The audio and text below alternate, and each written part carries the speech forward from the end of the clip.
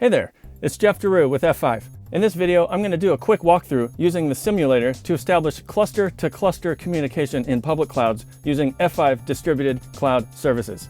The high-level diagram shows two public cloud providers, both running managed Kubernetes services. The Amazon cluster has an Nginx application that needs to be accessed by the Azure side. And to do that, we're going to install F5 cloud sites running as pods within those existing clusters. The install and registration process requires the use of site tokens. So let's create one for AWS and also Azure. We'll copy the values and we'll use those in the manifest file, which deploys everything we need for a cloud site. But speaking of manifest, let's take a look. There's quite a few resources that are deployed, like service accounts, cluster roles, and also a config map.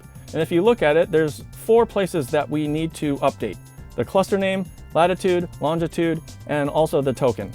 So let's open a terminal, download the YAML file, and we will replace those values. And once that's done, we can do a kubectl apply to install and create all the resources. Once Amazon is done, go back to the distributed cloud console and do the same thing for Azure. Copy the token, download the YAML file, and then do the replacements. When you're done with the changes, perform another kubectl apply to install the Azure resources for a cloud site. The next step is to accept registration to bring the cloud sites under management.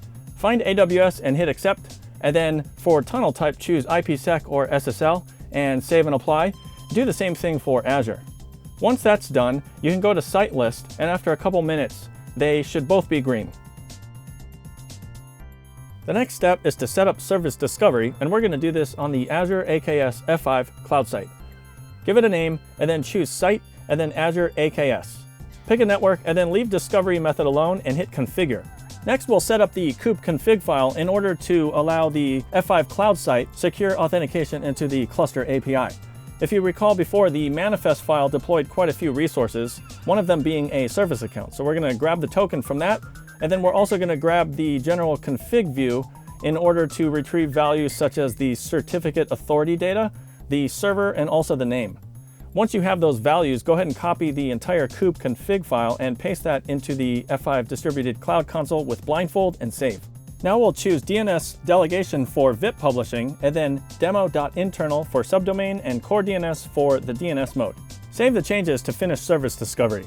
The next step is to head over to load balancers in order to expose the AWS service. Give it a name and then a domain of aws.demo.internal. Move over to origin pools, and here's where the magic comes into play with F5 cloud sites. We have a F5 cloud site running internal to the cluster, so that means we can change the type to K8s service name, and then hop on the AWS cluster and do get services.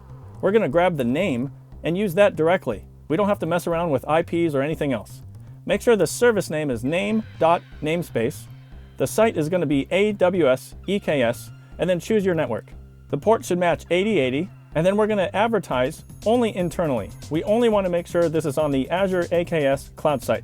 So choose accordingly and pick Azure-AKS. Save your changes, and now notice we'll have a demo LB named aws.demo.internal.